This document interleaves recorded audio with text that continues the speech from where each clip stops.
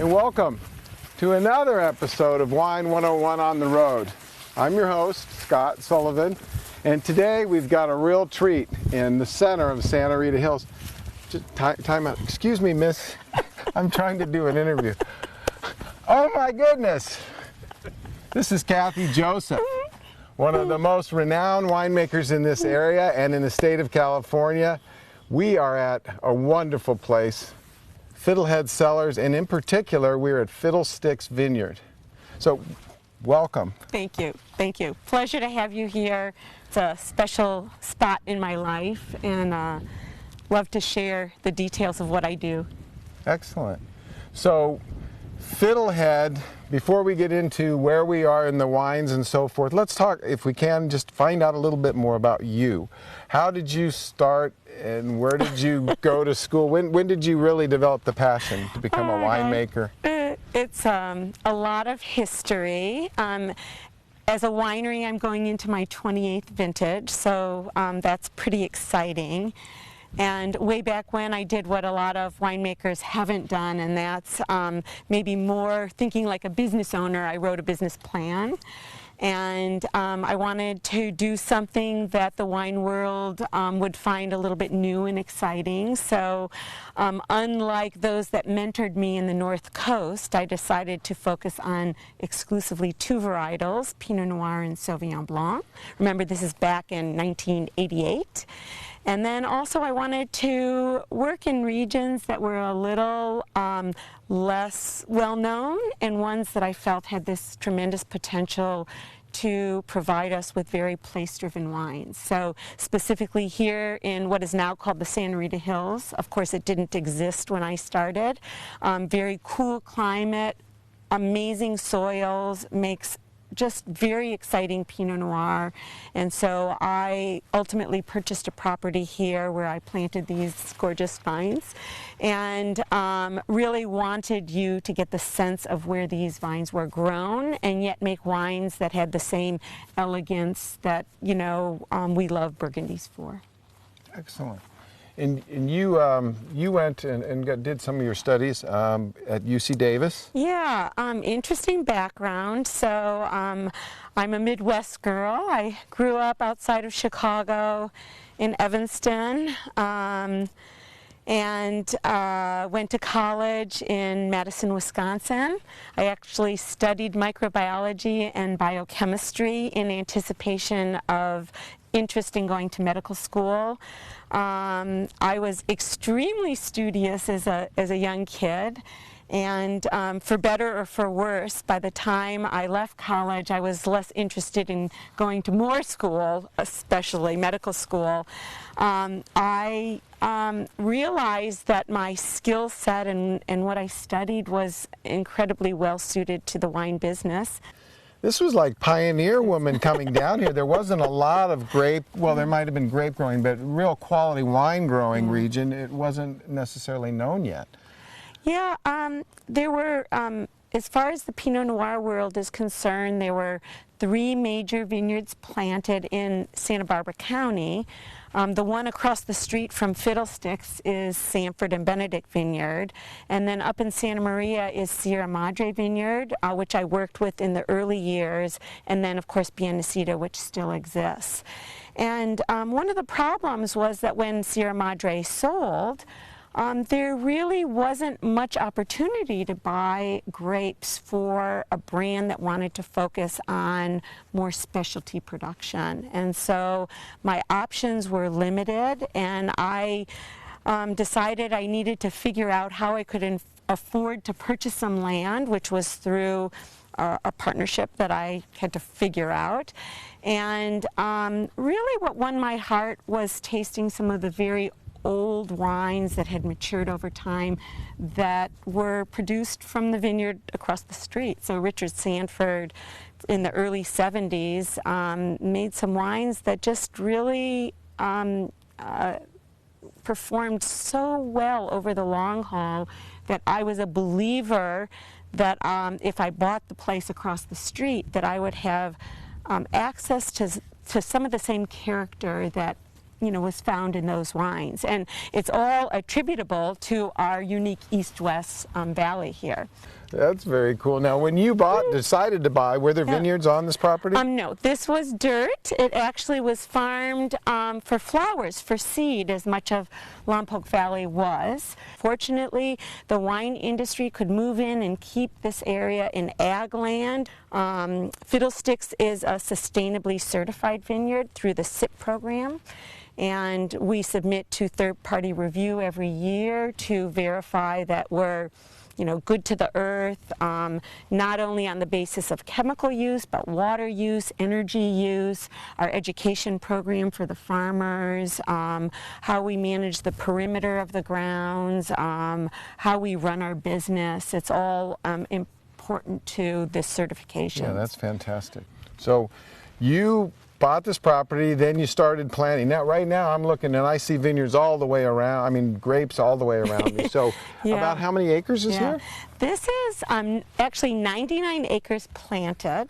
There are 38 unique blocks. 2 small blocks I recently planted to non-Pinot, which is Gruner Veltliner, an amazing Austrian white varietal that won my heart years ago.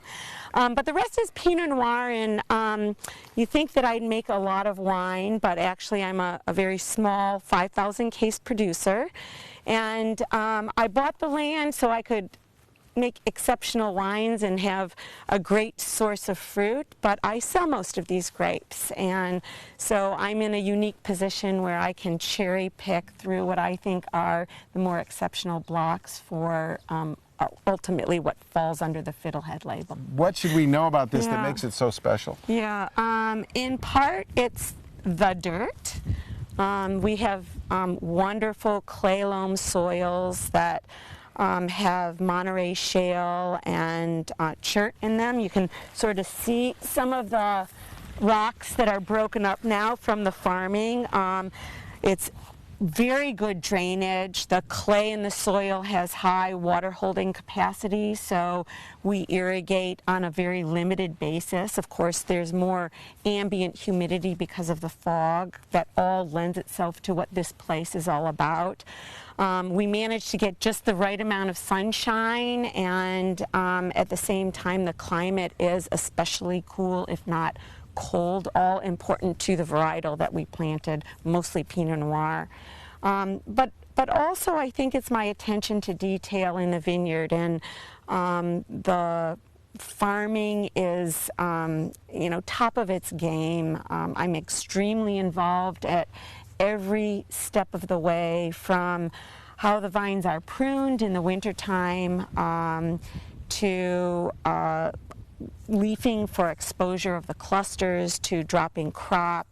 There are some important steps along the way right now. Leafing is the big thing so that we can get even maturity of clusters within a block.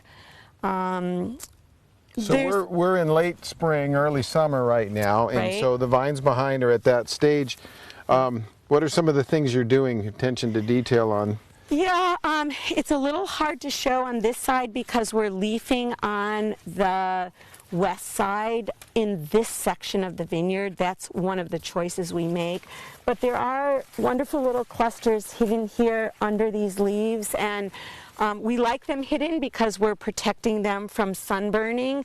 On the other side, in this direction where the sun is a little less intense, we want to expose the clusters enough, but mostly internally. We want filtered light coming through so that we get even maturity of not only the sugars, but also of the color, the skins, the seeds, the every part of the cluster. So we need to make sure that these little babies are exposed to the sunlight.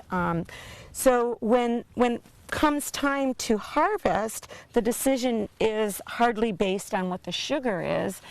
of course, it's based on flavor, but it's also the vine status. So I look at the color of the leaves, I look at the shoot tips, I look at the lignification on the stem. Now it's green, it will turn to brown. I look at the lignification of the seeds, the turgidity of the berry. There's so much that will lend itself towards the decision on when to harvest. Sure, the maturity and then when the time's right, not just bricks. That's just a number that we care about because we really want to keep our wines delicate and at a reasonable level so that there isn't excessive alcohol. So we like to keep the alcohol in check, but there's so much more about the character that of the wine, you know, the flavor and the richness, and that's not about the sugar. Well, that's fabulous, Kathy. And this is stunning. If you get a chance to come out, you should spend the time, rather than in the wine tasting room, spend the time in some of these vineyards. Take a look around, see the work and the love that goes on in these places. And if I can add, we also do very special events that are in our old barn at the vineyard, and it gives you an opportunity to see what's happening in the vineyard at that time and really see the differences of what makes Fiddlesticks a standout. So we're going to continue talking, but do you mind if we go over and love to see the barn? Great. We'll see you over there. So I'm sitting with Kathy Joseph at Fiddlehead Cellars, actually in one of her vineyards, the Fiddlesticks Vineyard. And it's a unique situation. When you drive down Santa Rosa Road, you will see a distinct mile marker, 7.28. And that's become kind of synonymous with some of the things you're doing here. Yep. It's a very special place, and our valley runs due east-west, and this position in the vineyard is described by our mile marker. And so it was so important to me that I actually name one of my wines after the mile marker. So it's called 728. And over the years, we've learned that it's so exciting to have people learn about it that we've almost created a celebration around this wine, which of course is Drink 728 on 728. So we have friends around the world who send us their photos drinking our little piece of paradise. And we can all share in the glory of what farming is like here in the Santa Rita Hills. And behind us is this barn, and you do events here, or? Yeah, you know, I'm selective about how often I can do events here, and also I try to keep the size limited so everyone can appreciate the place. But it's a fabulous historic location. We've decked out the inside. When I bought this property, it was planted to flowers for seed, and part of the deal was I negotiated to purchase an old flower cart that I've retrofit as a my little bus that I hook up to my tractor and tour people through the vineyard. Oh, very cool. But every event here is a little different and helps you appreciate the details of what I do on a pretty much daily basis. Wow. It's fabulous here. I'm having a great time. But we should probably talk about what you're watching for, and that is some of the wines that she makes, because she creates not only delicious and wonderful wines, but noteworthy wines. I think you've been named Entrepreneur of the Year or your local awards and accolades throughout California, and featured in Wine Spectator and other magazines. So this is fantastic. Yeah, it's a long history. I very intentionally focused the brand on two grape varieties, Pinot Noir and Sauvignon Blanc. The Sauvignon Blanc is grown in a very specific place also at the eastern edges of Santa Ynez Valley called Happy Canyon. And this wine, the Sauvignon Blanc, is named after that appellation, Happy Canyon. Simultaneous to my Pinot Noir production here at Fiddlesticks, I also every year make Oregon Pinot Noir, working with a property located in the Chehalem Mountains in the North Willamette Valley. And I selected that area because, well, I thought both areas were very special and in the family of what makes great Pinot Noir, but also they're very different from each other. And the way I make wine is I want to make the wines very textural, that are age-worthy, but also that have that sense of place, and so that it respects the roots on where they're grown. There's differences in the two growing regions, and I want to make sure it's reflected in the wines that I make every year. Now, how many Pinots do you make? Yeah, it's pretty amazing because the portfolio probably has around 12 different Pinot Noirs. From Oregon, the vineyard is called Aloro Vineyard, and there's 2 distinct bottlings in different price points. And here from the estate property, there's probably 10 different wines that I make. Some from, to really reflect what the blend of clones that are planted on this property is all about, and some that really highlight barrel selections that are the success stories of the vineyard. I make a wine called Lollapalooza and another called Birdie Baby that reflect that specialness, but I also do a special 3-pack that is a really fun set that look at clones, not so much for the clone itself, but how they look when they're married together. So it's a set where you start with 1 clone, the second bottle is adding a second clone that's co-fermented, and then a third clone that's all co-fermented on the front end. So it's like a party in a box. Where geek and enthusiasm meet. Look at this. This woman has energy that you could not just, that you can't capture it. Yeah, we throw the best party, that's for sure. Not just here at the barn, but also at the winery. We really like to share the specialness of what we do, and we try to make the events very accessible and also informational. I try to be at all of our events, and truly I'm a wealth of information because I farmed in the area for so long. Winemaking in good years might be easy, but not every year is a perfect year, and you have to learn what decisions help you get to making great wines. So I like to think that I make my wines backwards. In other words, I know where I want to end up, and I alter my decisions along the way depending on what's given to me by Mother Nature. So in terms of concentration and tannins and acid and all that behind the scenes stuff. Very cool. Would you like a taste? I would love a taste. I would love a taste. I like to taste my reds first because actually it's how they do it in Burgundy. Oh, wow. The whites then become very palate cleansing and refreshing and almost a little bit more memorable. The other unique thing about my wines, you'll notice my reds are 2012 vintage. So this is a current release, and there aren't a lot of folks in the area that are pouring wines with bottle age as their current release. For me, I think it's what really makes them great. Your first sip is delicious, and they have a lot of life in them left to grow. So anyway, cheers. Cheers. Cheers. To you. Wow.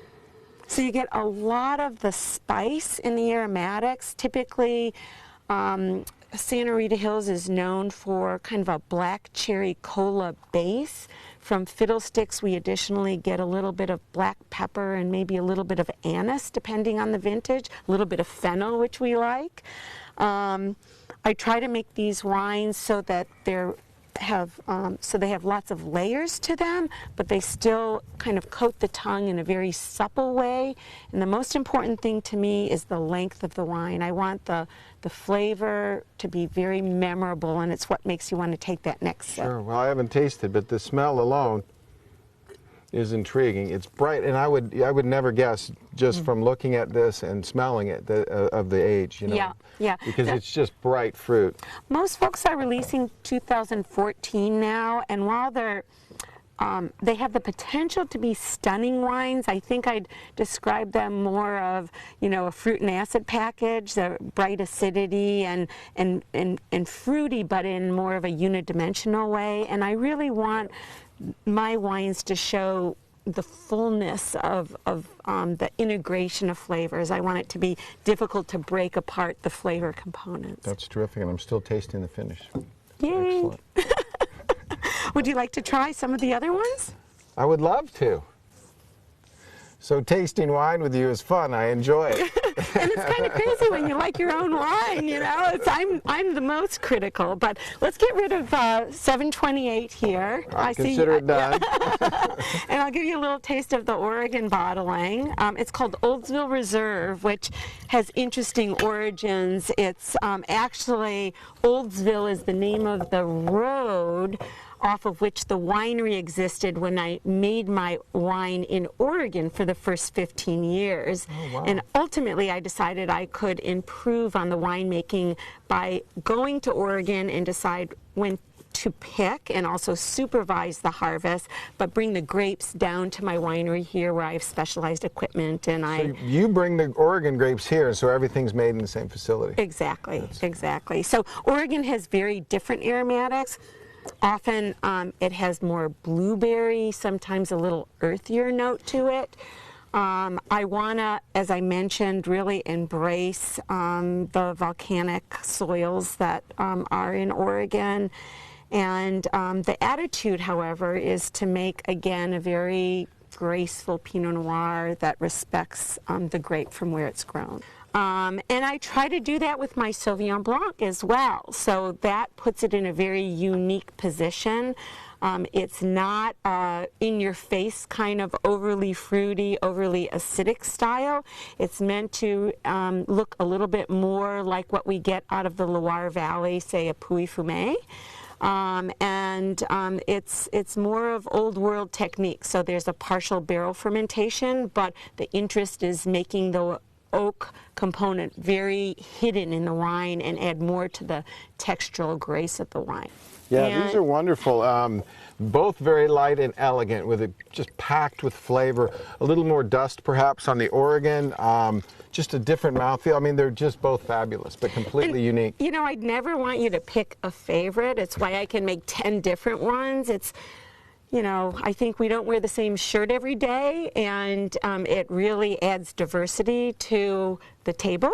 Some you can sip on, some you can have chicken. My wines tend to be bold enough to accommodate a kind of bigger flavor palette. Mm-hmm. Even on the Sauvignon Blanc. And I should mention that I do have, I'd like to share information about how these wines are made. Oh, absolutely. Through a newsletter that I send. You can always sign up on my website. We have a wine club. It's where you sign up for events. It's where you can see the diversity of wines that are available for sale. So I encourage everyone to check out fiddleheadcellars.com and be part of the family. She does a good job for me. I don't have to do much, but it does bring up a point, and that is the name, Fiddlehead. How did that come about? Well, I originally designed the company to want to make wines of grace. I wanted to be small, and I wanted people to remember how and why I was special. So I wanted a name that reflected this basic purpose, and it's kind of crazy. It took about 2 years to do the search. I polled everyone I knew and had a pathetic response. But one day, remember the science in my background? I was gardening in my fern bed at home, and I remembered, Botany 101. I had this beautiful fern bed, and there was a fiddlehead, the tip of a fern, the frond of a fern. And I remembered that it's considered a delicacy in cooking. It emerges once a year like my new releases, and it becomes this very elegant, graceful plant, the fiddlehead. And it's fun to say, and who's not going to remember fiddlehead? Yeah, that's fantastic. So half the world remembers fiddlehead, fiddlesticks, of course, the name of the vineyard. Fiddlehead specifically is the winery, whether it be Oregon or Santa Barbara County. But it has been good for me over the years. I will share a little secret. After 28 years, I'm working on a bit of a label and brand redesign. It's very exciting. It should appear on the new rosé of Pinot Noir made from Fiddlesticks grapes.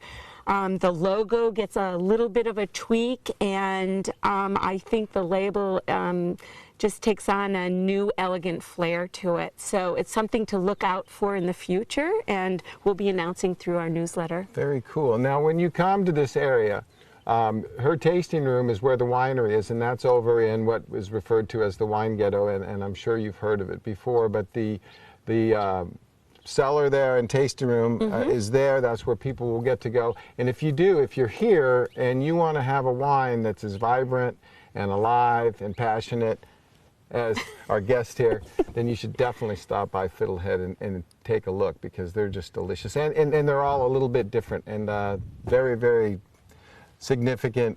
You can tell the place they're made and the passion that they're made with. It's quite good. And so the winery's in Lompoc, and which is very close to the coast, just about, between, 9 and 10 miles from here. We try to use an educational forum in our tasting room, but also a lot of fun. So because of the depth of the brand, the wealth of wines I make, we try to change it up to give you a reason to come back. And you can choose from a variety of tastings that we offer according to your preference. And it's a small, tiny tasting room, very personable, and all the people that work with me in general have worked with me through harvest and have tasted with me. So occasionally I'm not available, but they put on sometimes an even better show than I can do. That's fabulous. Well, thank you again very much. Thank you. This has been a treat. And we'd like to let you know that if you want to watch this or any of the episodes, you can reach through www.prescottmediacenter.com, or you can watch as the credits scroll at the end of this that will give you the information that you need.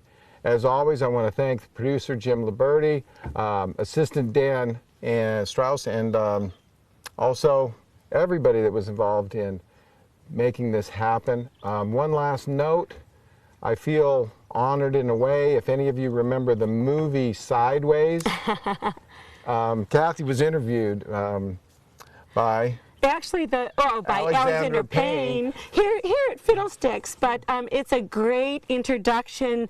They're actually drinking this wine, my Sauvignon Blanc, is the first wine of their very famous Pinot Noir dinner. The whole vineyard is also in the film, and believe it or not, the props person has taken it to many, many other films and shows, including The Kids Are All Right with Annette Bening, and to The Sopranos. HBO put it in Entourage, so it's been good to me. Yeah, so this is the stuff. You get a chance, stop by and taste their wines. And don't forget, on 7/28, have a glass of wine and send her a picture. Drink 7/28. We give out prizes. Cheers. All right. And with all luck, and wishing you all the best, and hoping that we see you down the road.